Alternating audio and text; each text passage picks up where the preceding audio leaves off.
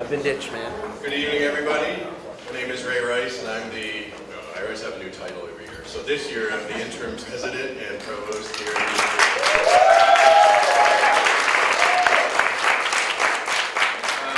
I'd like to welcome all of you for a very special start to this year's Distinguished Lecturer Series. We're very pleased to have award-winning filmmaker and best-selling author David Sylvester, also known as the Human High Five, which people have experienced, including my son. Is he in the audience? One time in No, he's coming. Is he coming? All right. Coming right now? Did he go the other way? Also known, as they said, as the Human High Five, and we've been experiencing that in the past day here at UMPI and around Presque Isle to serve as our very first DLS speaker for the 2016-2017 academic year. Our series has given us the opportunity to present a wide range of speakers over the years, from astronauts and journalists to scholars and adventurers for our campus and community since 1999. In fact, according to our best count, today we'll be hearing our 103rd DLS talk. Many distinguished lecturers to campus, all of whom have made significant contributions in their fields as part of our university's mission. And David's contributions have literally spanned continents. His mission is to better the world one hug, one high five, one interaction at a time. He began this effort after the loss of his lifelong friend in the attacks on the World Trade Center on September 11, 2001. Since 2002, he has biked across North America, Asia, Africa, and Australia, spreading his message of positivity. David has completed 6 major bicycle rides, from Washington State to Philadelphia, Cairo to Cape Town, Istanbul to Beijing, San Diego to New York City, Minneapolis to New York City, and from Sydney to Melbourne. He's been featured on ESPN.com and has spoken at colleges around the country. He's also the author of Traveling at the Speed of Life, which focuses on his cycling trips and efforts to fulfill his mission. And we have copies at the end of the night that the author will sign too. The theme of this year's Distinguished Lecturer Series is Meet in the Middle, and David Sylvester is no stranger to this topic. But he doesn't just meet, he gives a giant, hearty bear hug. I haven't experienced that, but I have experienced the high five.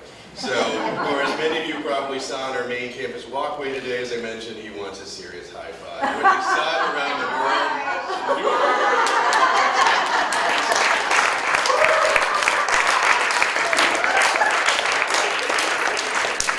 people know me, I come from Massachusetts, we're very taciturn. I can probably count the number of times I can hug my dad, sorry. What he saw around the world and what he hopes to pass on to all he meets is real, impactful interactions.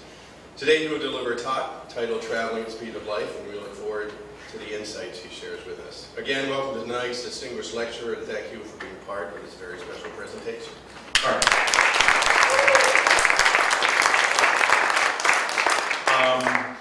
All right, well, first of all, just thanks, Ray, thanks, Rachel. Thanks to everybody that's, that's for attending. I will admit that after spending the day talking to a lot of students and faculty and staff and stuff like that, instead of taking a break and going to sleep, I kind of rewrote a lot of my speech. And so I'm probably going to be stuttering and stammering a lot through this, so I apologize. So, he told you everything that I've done, and people always ask, how did I do it? How, and I think the how is easy. The how is, it's because of this. It's because of, evolving. This picture of the man walking more and more, the caveman walking more and more upright into modern-day manhood really represents the most powerful thing that we can do, because it visibly shows the greatest thing that we can do. That it shows that internal, and some would say primal, call and response that is within us, that happens within us on a daily basis to grow. I mean, if you really look at it, not just the pictures of the individual men, but the gaps that they had to traverse in order for the caveman to become, to walk a little more upright. He had to hunt, gather, and grow. And that was just the beginning. Just as he was getting comfortable with who he was, he figured out that he wasn't done, that he had to provide and teach his family. And just as this was taking place, he had to abandon more of his selfish ways and become more selfless and just learn to share. And just at the time that he was really getting into those shoes, he really had realized, hey, listen, I'm standing more upright, and from this upright position, I have more vision. I have a better vantage point to see better days and brighter worlds. And that is really, that's who I am. You know, I'm an evolving soul, and I think to a certain extent that's why we're all here in this room right now, to hear a story and to somehow, let it take root in our own lives to get better. So with that said, I mean, that's all you really have to hold on to if anybody here is being quizzed on what I'm doing tomorrow for their class. You know, what did he talk about? He talked about evolving, just then you'll get it. So with that, let me begin at the beginning, or at least my beginning. And just to prove a point, this is me in 4th grade, and just to prove a point, that I am no different. What does every little kid want to be out there? The answer is older and cooler.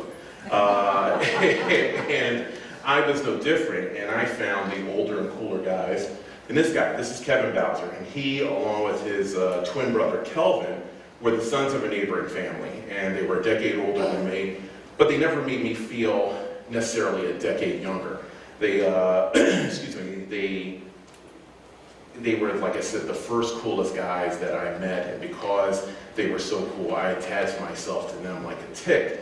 And I was there everywhere they went. In the process of me being around them, I would always present my problems to them, my kid problems. But because they were 10 years older than me, all my problems were easy for them to handle. But because they were good men at the core, they made all of my problems easy for me to handle. They just sort of eased me through my life. And there was not a milestone of my life that these guys were not a part of. Driving lessons, dates, proms, it was, I remember I was late to pick up my prom date because I was waiting for Kevin, who was stuck in traffic one day. And my prom date, basically was, upset that I was late. And she said, what's taking you so long? I'm waiting for Kevin. And she said, who's Kevin? I said, don't worry about it. It doesn't matter. It's, essentially, he's more important to you. I mean, Kevin were everything to me. And it was, these guys were great guys, and I just, the great thing about them, not only were the coolest guys that I met when I was a kid, as I grew older, they just seemed to get cooler and cooler and cooler. Excuse me. It was a very nurturing bond that I had. But Kevin, who worked in the World Trade Center, was killed when the plane flew directly into his floor, and my friendship and my bond that I had with Kevin and Kelvin all of a sudden was just destroyed forever. Just like that, it was all gone. And I was a broken person. But even though I was broken, I knew that there was a call, like I said, to do something. And the question was, the call before me was, do I do something or do I do nothing? And so I opted to do something. And I did this. I rode my bike across the United States to raise funds for a charity in his name. I boxed up my bicycle, flew to Washington State, and biked across the country with my arms wide open for as many hugs as I could get, my eyes open to see as many experiences as I could get, and my heart open to really to have it filled with love and moments to somehow just fill the void that had been left in my life. And so my initial plan was to ride my bike across the United States and then go back home and just go back to work as normal. But I can tell you that the evolutionary call of life rarely listens to your plans. It was interesting. There was a story that was done on me in the Sunday paper, the Philadelphia Inquirer, above the fold, which is the section, the prime spot for an article. And that pretty much put my friendship and my life and my bond with Kevin, my mission, on everybody's plate Sunday morning. And so what happened was, because of that article, it spread virally. And people around the planet started emailing me, started calling me, started mailing me letters, telling me what my one ride across the United States meant to them. One person said that they were going to work in a community garden. Another person said they were going to become a big brother.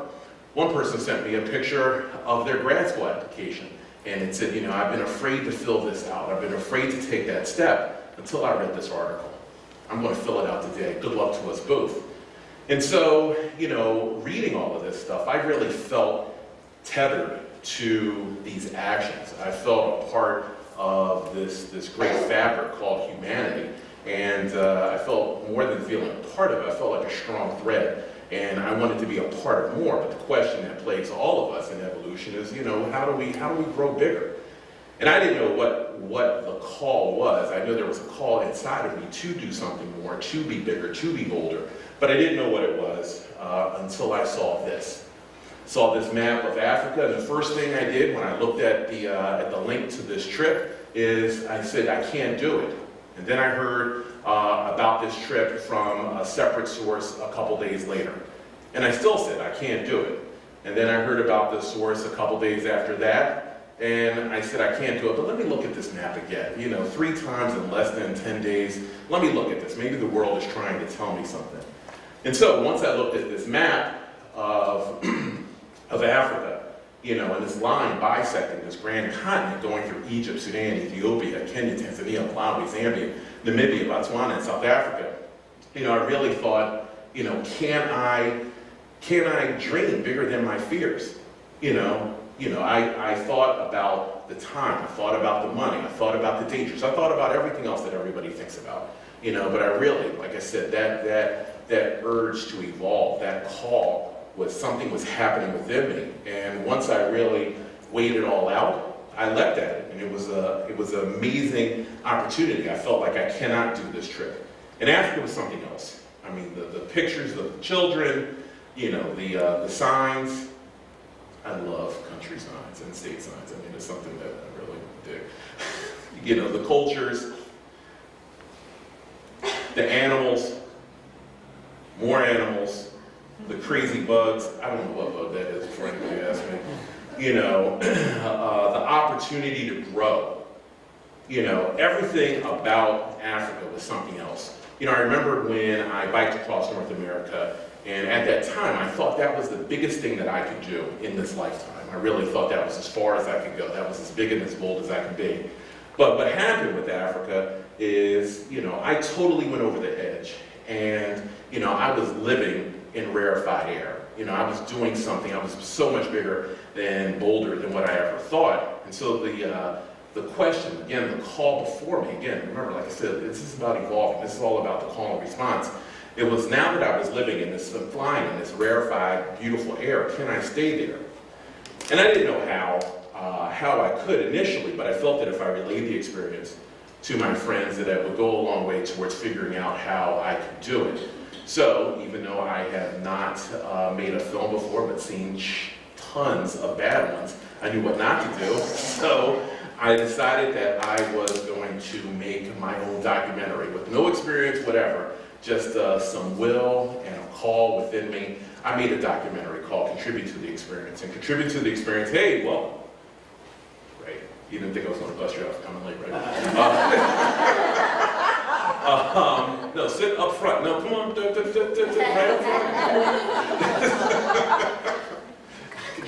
front. I made Contribute to the Experience, and that ended up playing in 27 film festivals around the world and being awarded in Philadelphia, London, and Berlin.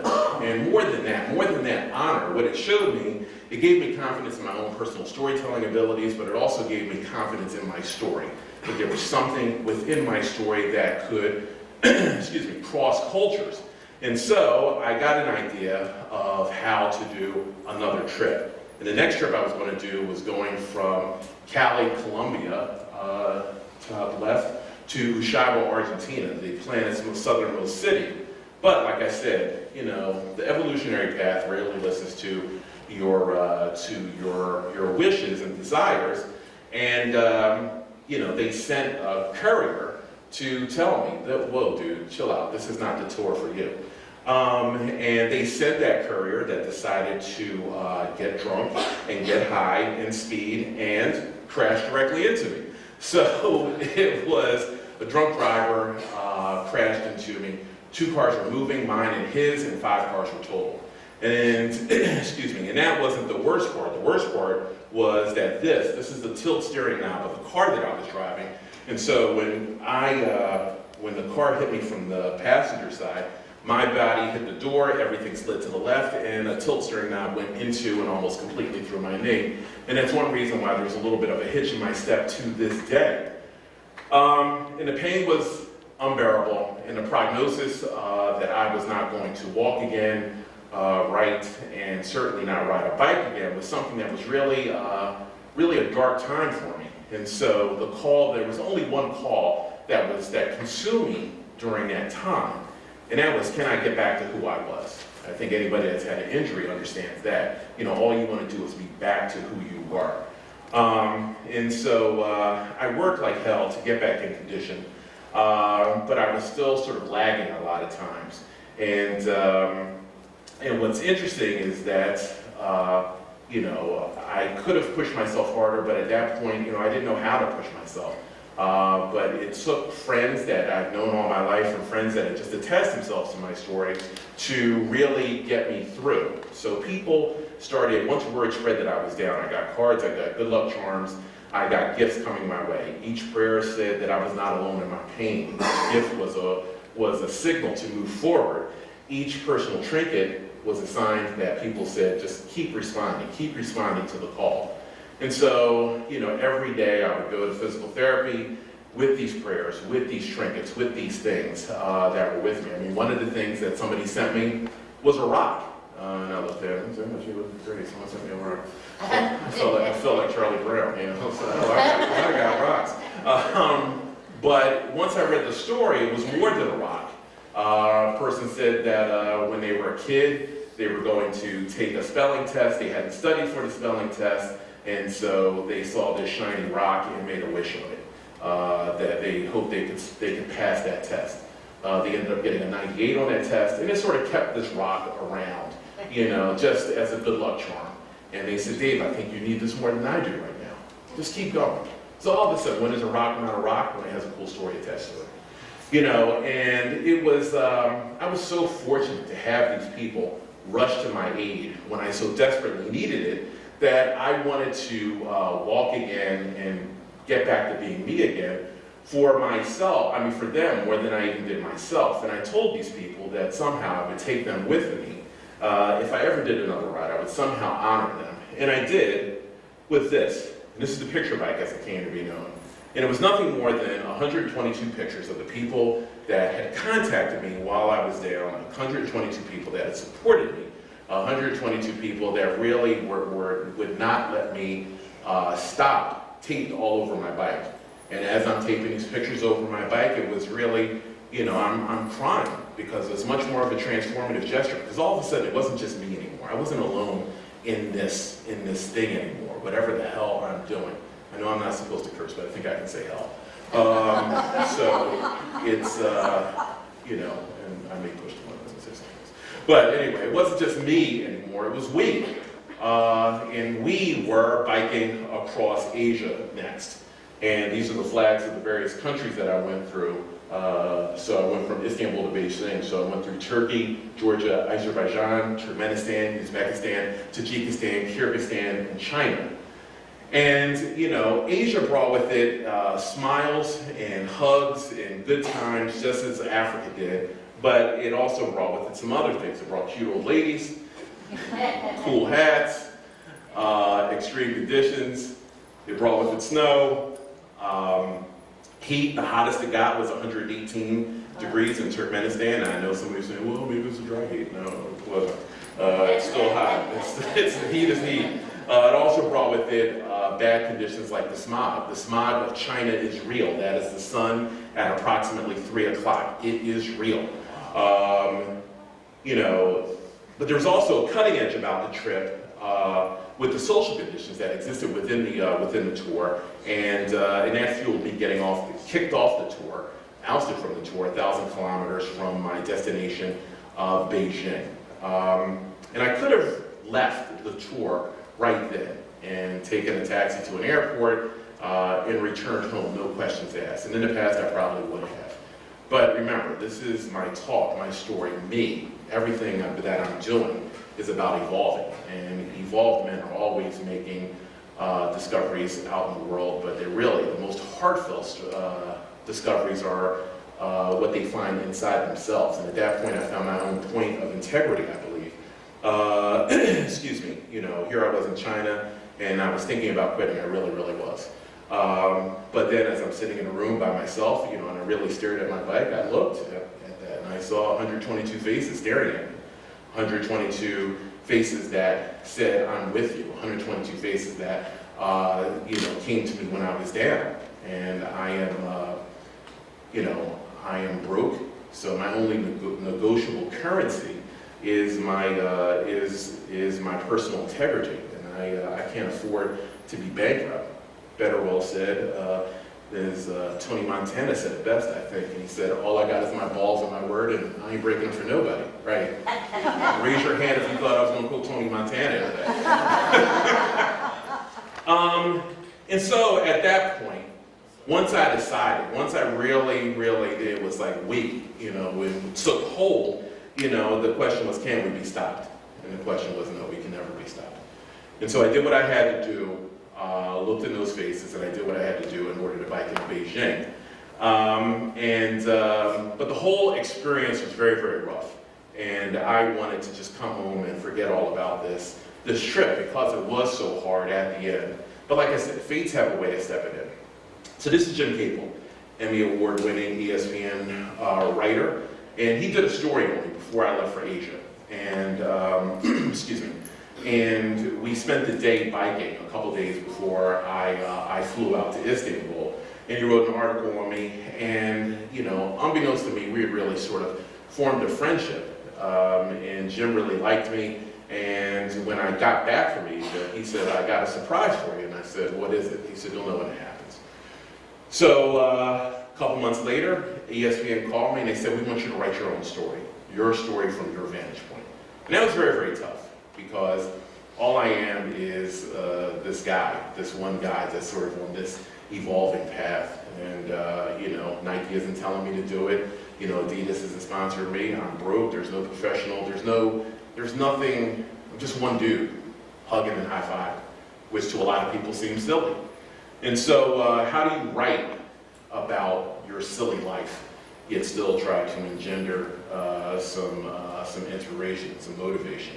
And so it took me a long time to write that article. It took me, in fact, 65 shots to write that article. I sat in a coffee shop and I wrote, you know, I drank a lot of espresso that day. It was 65 different opening sentences, 65 different supporting paragraphs, 65 different sets of pictures, 65 ways to say I love life, I'm living life, I miss my friend, I want to go for it, I want you to go for it. And so, you know, I wrote the article and I submitted it. Excuse me, and maybe it was the coffee talking, because as soon as I submitted it, I was like, oh my God, I hate it. So I called ESPN and I talked to the editors there and they said, hey, listen, you know, we don't hate it, we like it. And actually, we don't like it, we love it. We love it so much it's going to run tomorrow. And I said, well, you know what tomorrow is? And they said, yeah, we know what tomorrow is. And they said, Dave, you're in the big time. And tomorrow was the Super Bowl. And so the Patriots were playing the Giants, and the Patriots were going for immortality, for the perfect season. And so I will be very honest, I'm from Philadelphia, I'm not crazy about that. And so it was one of those things that, you know, I saw how people were sort of turning against. People were like, oh my God, I'm so sick of the Patriots story. And so I knew that if the Patriots won, nobody was going to go to ESPN except a couple of Boston fans and stuff like that. And my story would probably overlook. So the only thing I could do was hope against hope that there was an upset of upsets, and that would then drive people to my story. Well, when David Tyree caught this pass, And I have to tell you, I hate the Giants. I'm a Cowboy fan. So it hurt my heart to root for the Giants. But when he caught this ball, you know, I was like, oh my God, it's going to happen. And boy, did it happen. My article ended up getting 2 million hits and staying on the ESPN homepage for 2 weeks. And it was something, not because of the sheer number of hits, which is great, but it was what people said. One person sent me an email saying, hey, listen, I'm in recovery, and there's something about your story, you know, there's one of the things that you talked on, help me stay clean for a day, thank you. If you ever known anybody that's gone through recovery, that's really one of the highest compliments that you can get. You know, about 6 weeks after the article came out, I got this a letter and this bracelet in the mail. And it was from a woman that said, hey, listen, my mother would reread your article every time she went to chemo. And I just want to thank you for making her smile. She smiled every time she read your article. I also want to inform you that my mother has since died. And I think she'd want you to keep going. I think she'd want you to have this. And so, when you write about your life, about your silly life, just going through, riding a bike, hugging people, just being you, doing whatever the hell it is you do, and you get these intimate details, these gifts, you know, could you stop? You know, and that was the call for me. It's like, can I stop? I don't know what I'm doing, but I can't stop. So, initially, I wanted to do something bigger. I wanted to do another tour, you know, and I wanted to ride up to these people's houses and you know, excuse me, go hug them. But soon I thought that would be a logistical nightmare, and I thought about something. There's another way, there's another form of growth. Instead of something growing bigger, I said, let's just grow deeper. And so I decided to ride my bicycle across the United States and stop each week and volunteer at a different charity. So I boxed up my bike, and I was going to help out men, women, children, and yes, that is a dog's paw at the bottom. And so I boxed up my bike, went to San Diego, and fed the homeless. And then I went to a school for blind children in Phoenix, a hospice in Las Cruces, a halfway house in El Paso, Texas, a cancer treatment center in Austin, Texas, Galveston YMCA, a New Orleans SPCA, a battered women's shelter in Mobile, Alabama, a drug addiction center in Nashville, Tennessee, and then finally I went on to help wounded vets in Walter Reed Medical Center. And that was a great tour because each trip has been special to me, but this probably was really one of the most special because each week I put myself in the crosshairs of a different group that saw something different in my story, and because of that asked for something different from me. It was almost like a very intense branding session because people were asking me why I was here, why I was helping them, why I was helping blind people when I wasn't blind, why I was helping battered women and I'm a big dude, why am I doing anything that I'm doing?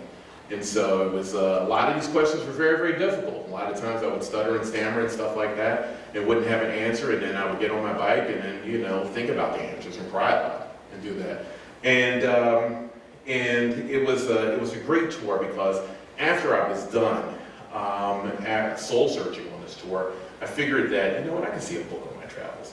And so I figured that I had crossed so many country, state, city, national, spiritual borders that, you know, I know what I wanted to say. More importantly, I know what I wanted you to hear when you read my book.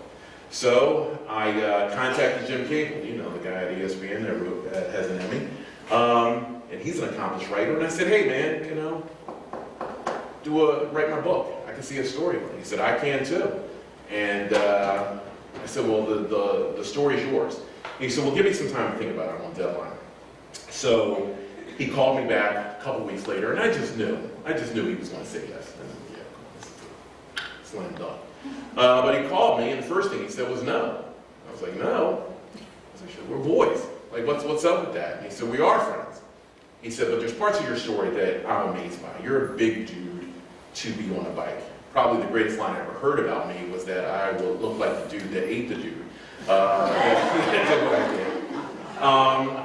But he said, I want to know what's in your body. I want to know what's in your heart. I want to know physically what's going on inside of me. He said, but you don't care about that.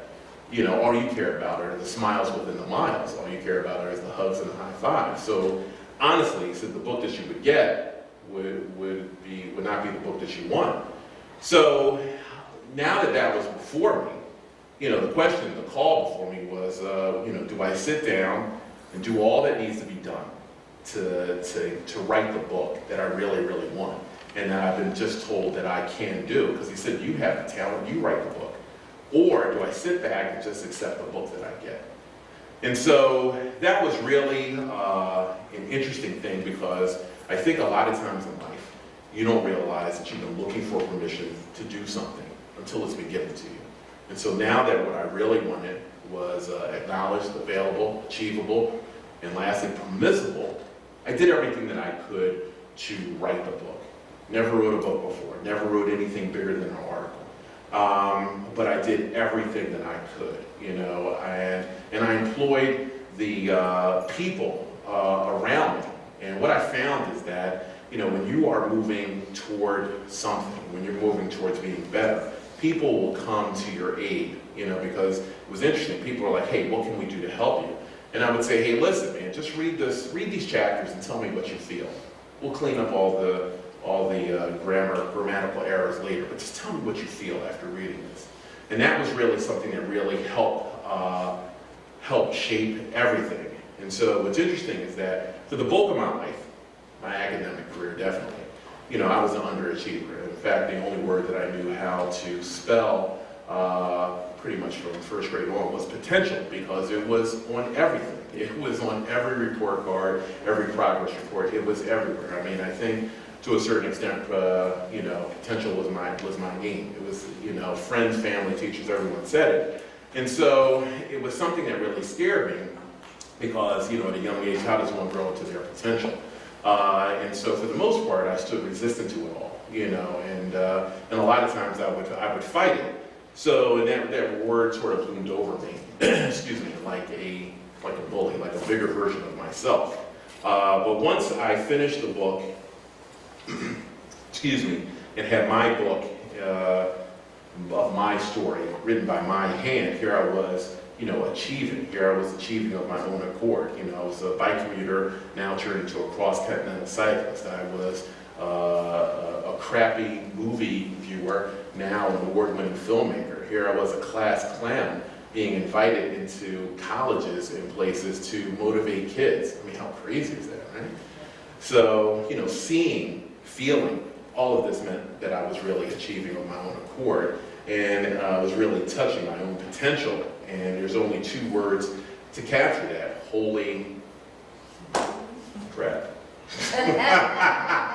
And so with this revelation really taking hold in my life, I was done running from my potential. In fact, I was running towards it fast. So I decided to celebrate my growth with, anybody want to guess what I did to celebrate? Yeah, I got on my bike. I got on my bike and I biked across the country. Again, still volunteering at places, but not just volunteering, but I was even more open to what people were saying. And it was interesting because on this tour, more so than any other tour, everyone was telling me the same thing. You're not done right. So every conversation that I had, people were telling me that I wasn't done, that they could see more in me, that they could see me going different places. What's the next trip that you're doing? What's the next continent that you're going to cross? What's the next group of people that you're going to help? And it was something else. And so by the time that I got back home to Philadelphia, my book started traveling. I started, getting random pictures and emails and texts. Someone took my book to Russia. A woman in Korea bought this bicycle and said, I want to feel what you felt.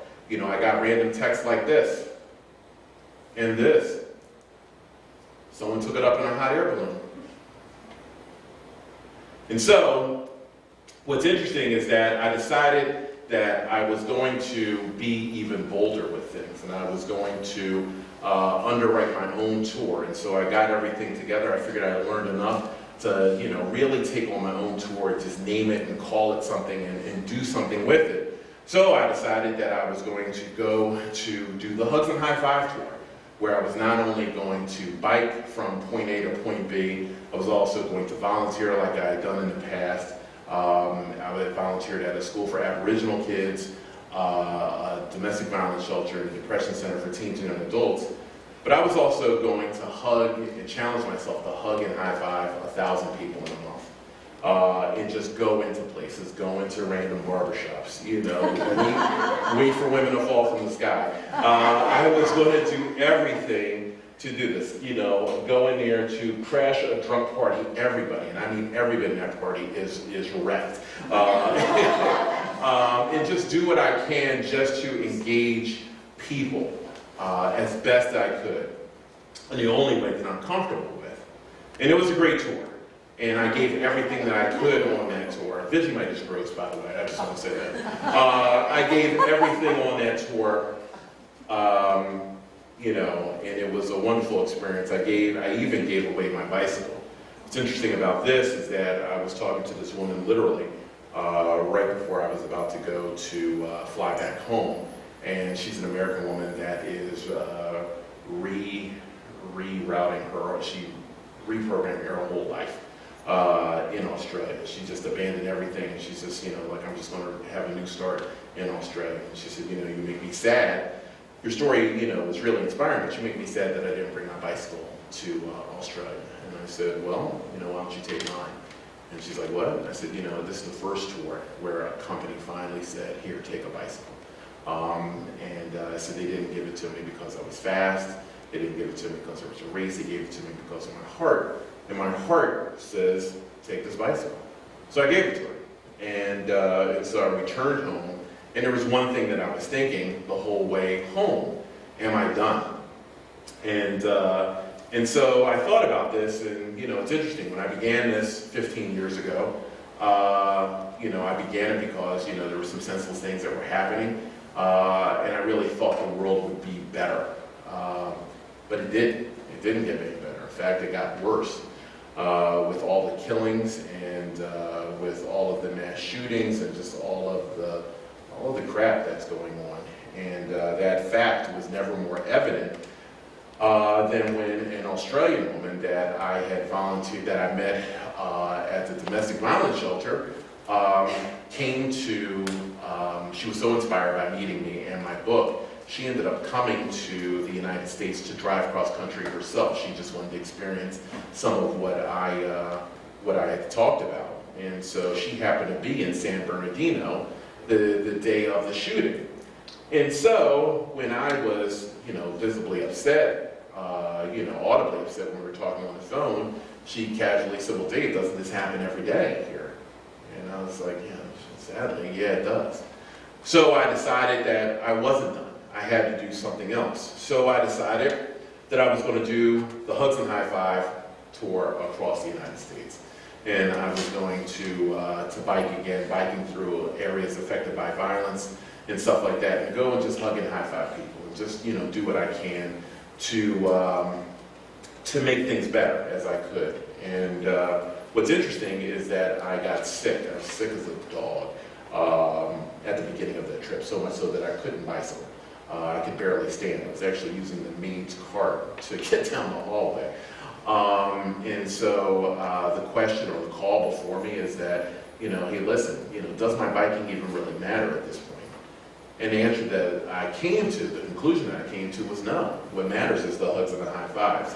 So I readjusted things in my budget, and I drove cross country. And so I drove cross country, speaking at different places, and I was reconfiguring everything on the fly. So here I am in Flagstaff, and I was in Stillwater, Oklahoma, excuse me, and I was in Albuquerque. I was just doing different things. At the last second, I got this sign that's out there outside me. I just figured it out. I was at an Albuquerque Isotopes game and got a chance to high five a few thousand people that were there.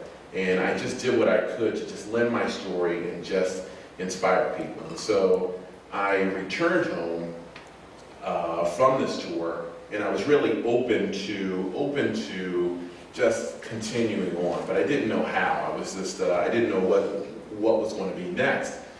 And sadly, fate put something before me, and that was in the shooting in Orlando. I've been back home about a week, and all of a sudden the shooting in Orlando happened. And even though it was in the back of my mind about going down there, within an hour, 3 of my clients and 4 of my coworkers said, "Dude, why are you still here?" I said, "What do you mean?"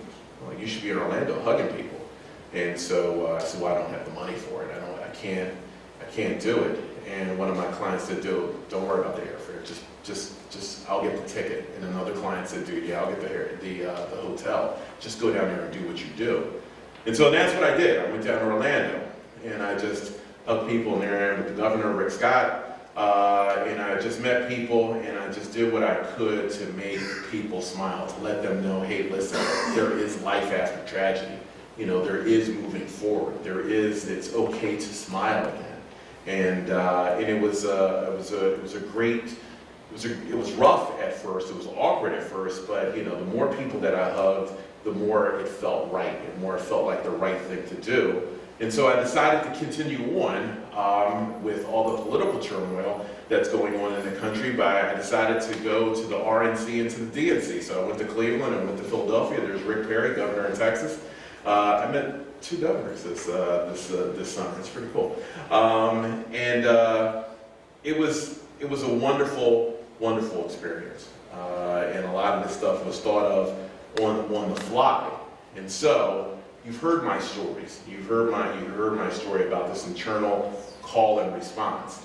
And the next tour that I'm doing, planning on doing, is a 48-state tour next year, driving to hug and high five people in every state in the continental United States. And I want this to be something that is bigger than me. So in order for me to do that, what I'm doing is I'm partnering up with different charities like the Wounded Warrior Project, excuse me, like the Betty Ford Clinics of America, and some other charities, to basically, once I'll post the itinerary, and have people stand with me and just say, hey, listen, come get a hug, you know, come get a hug, come get some warmth, come get some empathy, come get something in order to try and change the world. And you'll see this sign that says Hugs Matter, and that's all I'm doing. It's just trying to do a lot, communicate a lot via a hug. You know, just hugging people this summer, people really opened up about a lot of things. I was in a small bar in Arizona that I was told not to go to. The people at the hotel said, here's a list of bars you can go to, and these are the places you should not go. And that was the first place I went. And, as I'm sitting in the bar, and it was karaoke night, this one guy walks in the bar and he says, holy crap, not crap, but, holy crap, there are black people here. And I said, I looked around and I yelled back, I said, I'm only one person. And he said, yeah, but you're big enough for people. And I said, all right, you got a point. And I asked him if he wanted a drink. And he said, no, he had one. And he just went outside for a smoke. And I said, well, sit on down and talk to me. And so we talked for a little while. And he asked about my tours and stuff like that. And inside of a few minutes after I had told him why I was doing what I was doing, this guy opened up about his abuse, being abused as a child, about drug abuse. And he said, it's about the tough times and the dark periods of his life. And he said he's now 8 years sober. And he said, now that I'm 8 years sober, he said, I wasn't really chasing a high. I can clearly see that I was chasing a hug.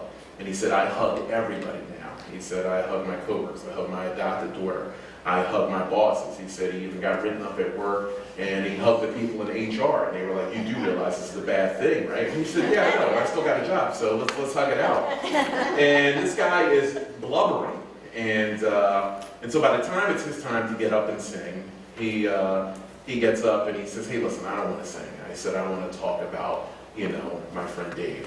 And everybody's like, dude, shut the hell up and sing. He's like, he starts crying. He says, there's more important things than song. And everyone tells him to shut up. And he said, you know what, I got it. He said, Dave, give me the song book. He said, I'm gonna sing something for you, Dave. And he sang Johnny Cash's "I've Been Everywhere." And he said he admitted that he was going to screw up the song because he never sung it before. And he did screw it up, but it was really heartfelt what he did. And like I said, that was just in the span of a hug. From going from saying, "Holy shit, there's black people here," to all of a sudden opening up of himself. That all happened within a hug. And there's a ton of stories that I have with that. And that's what I'm looking to do with the next trips. That's what I'm looking to do with the rest of my life. That's because that feels good to me. That feels right to me. And so, and I don't want to be alone in this anymore. So the whole thing is, how do I make this bigger? How do I make this bolder? And so I read an article recently saying that this is one of the most depressed areas of the country, most anxiety-filled areas. You're looking and you're like, well, I'm not anxiety-ridden. But that's the article that I read. And so that's why I came up here early I hugged a whole bunch of people at the library. And so what I'm asking when I ask people of you, I'm just going to ask people to hug with me. I'm going to ask you, I have some name tags that are similar to this. If you want them, take them. But if you take them, what I am going to ask you is you go and hug 3 people a day for the next week. That's it. Just 3 people a day. Not new people. It could be people you know. But hug 3 people a day and say, how are you really? How are you really? Not just how are you, because, how are you is this cursory bullshit. But how are you really? Make sure you stress really. Because if you really pause for a second and say, how are you really? Someone can say, hey, listen, I'm troubled. I'm worried. I'm happy. I'm sad. I'm angry. Someone can express it. It opens the door for someone to express their true feelings. And if someone expresses their true feelings, maybe there can be some help. Maybe there can be a deeper moment. Maybe there can be some more, an exchange of warmth. So it's, excuse me, I don't ask much from people, but if you want a name tag, just take it. But if you take it, all I'm asking is just to hug 3 people a day and say, how are you really? And just, put it on social media. It says, hugs matter. And that's it. And if a person is camera shy, then take a picture of their hand, you holding their hand. Take a picture of something. But, let's do something to help, spread some empathy. Let's do something to help inspire people. Let's do something to engage people. And where else better than the edge of nowhere in West Alabama? And so let's start something. So with that, I just want to say thank you so much to Rachel. Rachel and I have been emailing each other back and forth about this, and we were, I guess, working on having you come up here for over a year now. And I just want to thank you for your stick-to-itiveness, and I want to thank everybody for allowing me to come to their classes, and I just want to say thank you.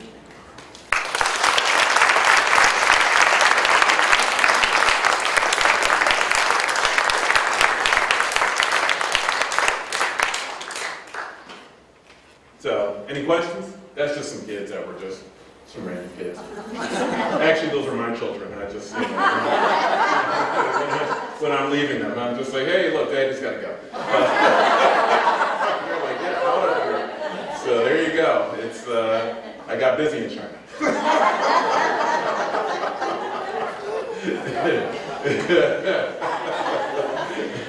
I mean, since it was in my bio that I had children, I figured let me jump around with this. So there you go. So questions? Anybody? Anything? Who's going to be the first one to get up and get a name tag? Who's going to be that first one? Who's going to be the bold soldier? Bam!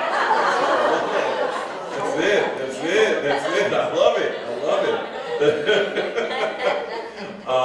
it. Any other questions? Yes? I have a question. Will you go back to biking? I probably will. One of the things that I'm trying to work out with this next tour is if somebody comes with me, maybe I'll buy 20 miles or something each day, and they just pick me up on the road, and we just go from there. So excuse me. So yeah. So there will be some biking involved, but I'm just really trying to I'm really, the whole thing is that I'm trying to get in front of more people, you know, and just do stuff. Anybody else? Yes, in the back. Do I what? Do I want a motorcycle? Wait. Will you switch over to a motorcycle? Oh, nah, man, dude, come on, man. I am totally immature for a motorcycle. No. I am a bona fide idiot. I'm killing myself, man. You know, man hugs tree. That's what you'll see. Yes, in the back. I see. I'll get to you. Yeah, how do you fund your trips? I'm broke. Right. That's why I was trying to nickel and dime Rachel Rice for stuff, and Ray Rice was like, "Don't pay that guy. Send over such and such." But don't worry about it, Ray. I figured out a way I can hit you up for more cash and stuff like that. Trust me, I'm going to hit you with an idea. So yeah. But I mean, I do a lot of speeches and stuff like that, and excuse me. And once I say that I have another trip in mind, you know, a lot of times businesses and stuff will say, "Hey, listen, we'll help you because we know that it's going directly towards whatever." So I do a lot of speeches, and you know, I just do what I can. You know, you hustle it out there. You find a way. You find a way to do it, to do anything. I mean, I think everybody here has had something. You know, whether it be a trip or a child or something. You know, oh my God, how am I going to pay for this? You find a way. You find a way. And you know, my trips are no different than your children. It's no different than your vacations. It's no different than your car. It's no different than anything else. You find a way, and that's it.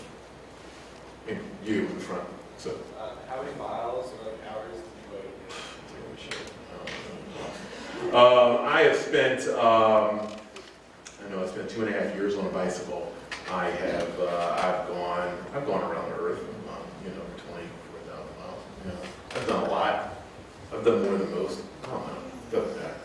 You know, the important thing is the people. It's the people that I met. You know, how many people have I hugged and high-fived around the world? Now, that's the cooler question. And, excuse me, as I was coming up with working on my press kit and stuff, that's a porn star. Porn star sent me this email. So this is Caroline Pierce. She got a back one. And she sent me an email saying, "I love this book." So at the point that porn stars are sending you pictures with their clothes on, what's happening? I don't know. So that's like, man, that's awesome. So yeah, that was I was shocked as hell to get that email. I was like, oh, that's pretty cool. I'm reaching a whole new audience. But I imagine that I probably, on average, hug and high five 32 people a day, from baristas that I see and stuff, coworkers and whatever, which means that I have hugged and high fived over 177,000 people since September 11th, which is pretty freaking cool. So, yes? What's your most memorable moment? Dude, I got a ton. It's a tough one. I mean, you'll ask me that question tomorrow. I'll have 3 different answers for you. I don't know. They're all very, very good. I mean, you know, how about, you know, the porn stars kind of cool. I don't know. Peace.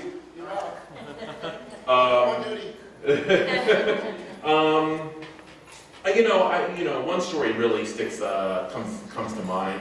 Was I got a call from a guy about 3:30 in the morning, and he sounded like he was obviously crying, and he was like, "Is this Dave Sylvester?" And I was like, "Yeah." He said, "We met in Angola, Indiana," and he said, "You know, when we met, he said I was thinking of killing myself when I was making your breakfast."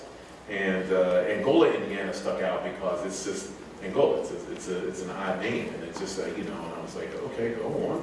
And he was a soldier suffering from PTSD, and he said, "Do you remember what happened?" I said, "Yeah, I kind of remember." I said, "You're a dude in a diner, right?" And he said, "Yeah." And he said, "But do you remember exactly what happened?" And I said, "No." And I said, well, what happened? You know, fill me in. And he said, I was making your breakfast, and he said, you were the only guy in the diner, and you asked if you could talk to me. And he said, you know, I snapped back at you, why? And he said, you just said, because you're the only MF here. And he said, that was the first time I had laughed in a long time. And he said, just genuinely laughed. And he said, we talked, do you remember what we talked about? And I was like, no, I guess my trips, I guess. And he was like, yeah. And he said, do you remember what happened after? I said, yeah, we had breakfast. You sat down with me and ate breakfast. He said, no. He said, I asked, could I eat breakfast with you? And you asked me why. And I said, because you're the only MF here. And he said again, he laughed again. And he said, you know, that was the first times that I really laughed. And he said, you know, I'm having a tough time now, but I'm not doing what I would normally do.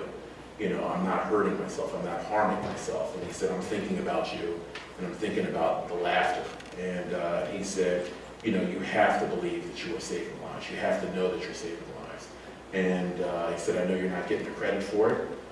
He said, you know, I've kept an eye on you through social media. He said, I know you're not getting the credit for this. He said, but you have to understand that you are saving lives out there. And I just want to say thank you, and God bless you. And that is something that, you know, that means a lot to me, you know, because all I was doing was just being, you know, foul-mouthed and being myself, and but being myself and sharing my story with people, and being ready to talk to anybody, you know, was made a difference in somebody's life. And so, you know, each of you, and this isn't, I'm not doing anything great. I really am not. I'm just, you know, I'm a goofball, you know, which means that everyone in this room can change a life. Everyone in here can impact and better a life in this community, you know, in this world, you know, anywhere, you know, excuse me, because of social media, the world has gotten so much smaller and so much bigger at the same time. I mean, you can make an impact. And so, you know, that's what I want people to take from my story, is that the impact can be made by you. You know, everything that I've done, I mean, have I done anything special? I got on a bike. It ain't that hard. Talk to people. It ain't that hard. I hug people. It ain't that hard. I high-fived almost everybody in here. That means everybody high-fived me back. It ain't that hard, you know. But through those normal things, you know, an impact was made. You know, a smile, you know, can be such an impact. And so, just understand that that's the power of my story. I did something very, very, very, very normal, incredibly normal, and managed to, you know, employ my own will and really make something happen. So that's the cool part of my story. Anybody else? Yes? Where do you stay each night that you stay? I've stayed in people's houses. I've stayed in cheap hotels. I've stayed in some really crappy hotels. I mean, I stayed in one hotel in Virginia that I know a stunt film was made in that hotel. I know. I mean, that hotel was horrible. That hotel had shag carpeting. Now, you're too young to know what shag carpeting is, but you're not. You know what shag carpeting is. Shag carpeting is horrible. That is probably one of the worst things that happened in the 70s. It was horrible. So, you know, I'd rather go back to bell bottoms than shag carpeting. It was just gross. And it had shag carpeting, and I kept my cycling shoes on. It was just, it was horrible. So I've stayed in some crappy hotels. I've stayed in people's homes and stuff like that. I stayed in one woman's house, through couchsurfing.com, which is a cool site where people just let you crash on the couch. But if you do use that site, read the whole email. I did not read the whole email, and the last line was pivotal, and I mean pivotal, which was, I hope you like cats. I don't like cats, and the whole place was just moving, and she was like, oh, I made you some food, and I was like, no, you didn't. So you find a way, you stay wherever you can. So, anybody else? Yes, in the back. What the nicest part of the country cycling? The nicest part of the country cycling? That's a good question. Wisconsin. I thought Wisconsin was great. You know, there's a lot of trails there, and the people in Wisconsin were super nice, like sickeningly nice. Like I thought I was getting set up kind of nice. I mean, over here, around the corner, come on. It was really, really nice. And I've been to Wisconsin to give talks. I've been to Wisconsin a couple times on tours, and every time I'm always amazed at how nice these people are.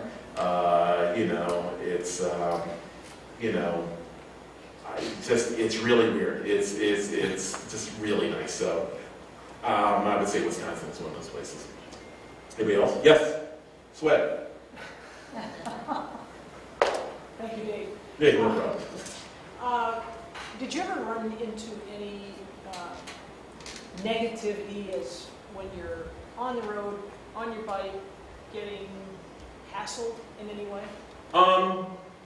Yeah. Yes. The short answer is yes. I think, I'm one to be very open to not just a moment, but the whole day. Quick story that's outlined in the book, when I was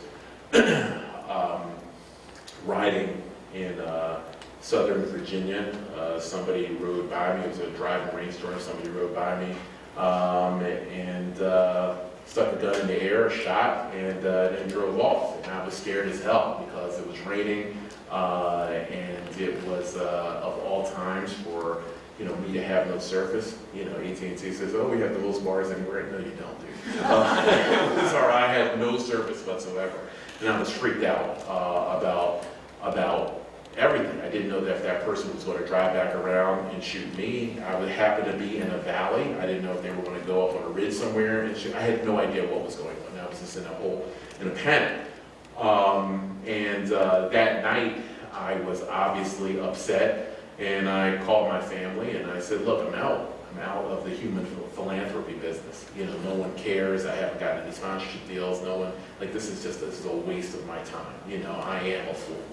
And that was the first time I think my mother had ever heard me this despondent and ready to give up anything. And she was like, "Hey, listen, calm down." I said, "No, I'm not calm down." I said, "I'm done. I've already researched bus schedules. I'm gonna put my bike on the bus and I'm coming home." And she said, "Look, just calm down." I said, "Look, I'll see you tomorrow." And so I turned my phone off. And so, when I turned my phone on, the first message I got was from this guy that I met a few days earlier in Mohawk, Tennessee. It was this guy, it was an old guy that was retired,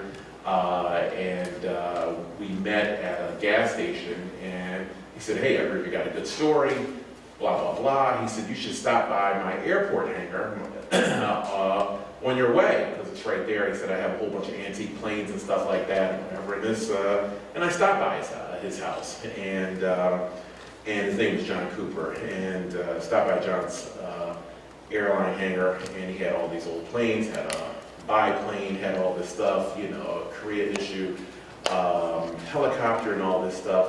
And he's just talking to me about his love of flying all this time. And so he's an old dude. And so he said, "Man, it had started to rain." And he said, "You know what, I wish it wasn't raining." He said, "Man, because I just want to introduce you to my parents." I was like, "Dude, your parents?" "Dude, you are old, right?" And he said, "Well, you know what, I can do it from here." And so I was like, "Okay." And so he stepped outside the hangar, just a couple feet, and he said, "Mom, Dad, I want you to meet this cool guy that's going around the world doing whatever." And I didn't know who he was talking to, so I slowly look outside. I'm like, "Who the hell is he talking to?" And next to his house, in the distance, was a couple of headstones. He was talking to his parents. He said, "Hey, he's a cool dude. I want you to meet this guy. He's doing good things in the world." And it was just a really nice moment. And so when I checked my message after when I was despondent after getting shot at, the first message that I got was from John Cooper. And he said, "Hey man, I haven't been able to think of anything else but you since we met." And he said, "I've been looking at the weather, and I know that we are going to be in for it in terms of weather for a while. So I'm retired, I'm not doing anything with my life. He said, hey, listen, just call me and tell me where you are, and I'll take you to where you have to be because you're doing things in life. And I just want you to keep doing things in life. So it doesn't matter how far you bike away from me, just call me and I'll be there. And that one call really erased whatever that idiot did in terms of taking a shot. That one call turned my whole day around. That one call got me back in the game. And so when I called my family, they were like, oh, what time's the bus coming? I said, nah, man, I'm back in, I'm riding. They're like, what? I said, yeah, man. I told them all about John Cooper, and I said, yeah, that's all I need. That's all I need. So bad things have definitely happened. People have said things, done things, or whatever. But as the day went on, within 24 hours, there was something good that I chose to hang my hat on rather than something bad. And so I think that's something that not everybody does. Maybe I'm a fool for doing it, but that is what I do. Let's just play this out and let's see, see if some good can come of this. So, there's a weird monument that I saw in Minnesota. I don't know what that is. Any other questions? Yes?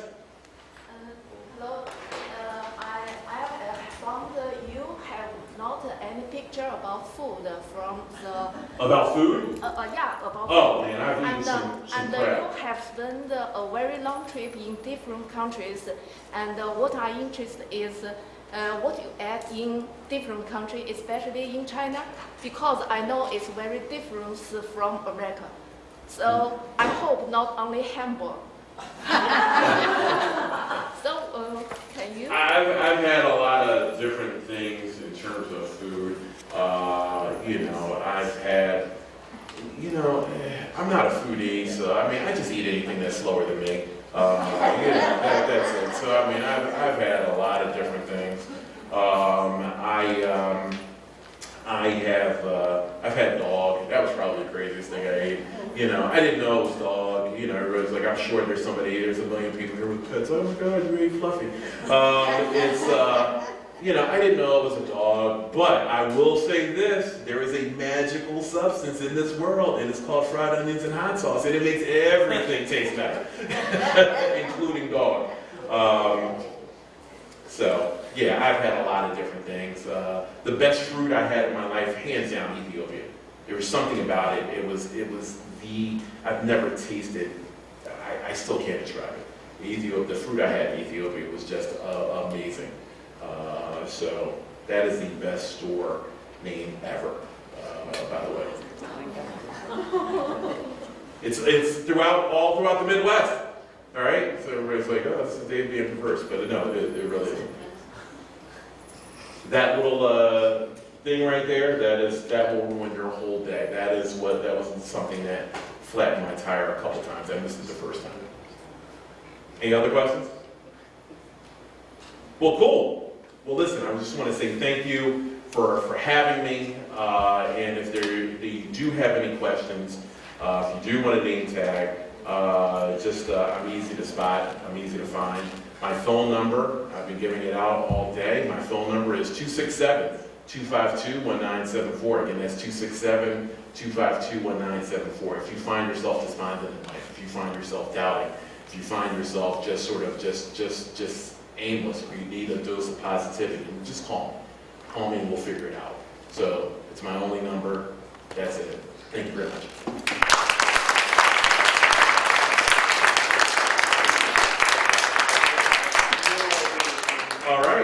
All right. I'm sure it's interesting. Free stuff. This is great. So anybody that wants a book or anything, I'll be in the back. And again, really, thank you all for coming out today.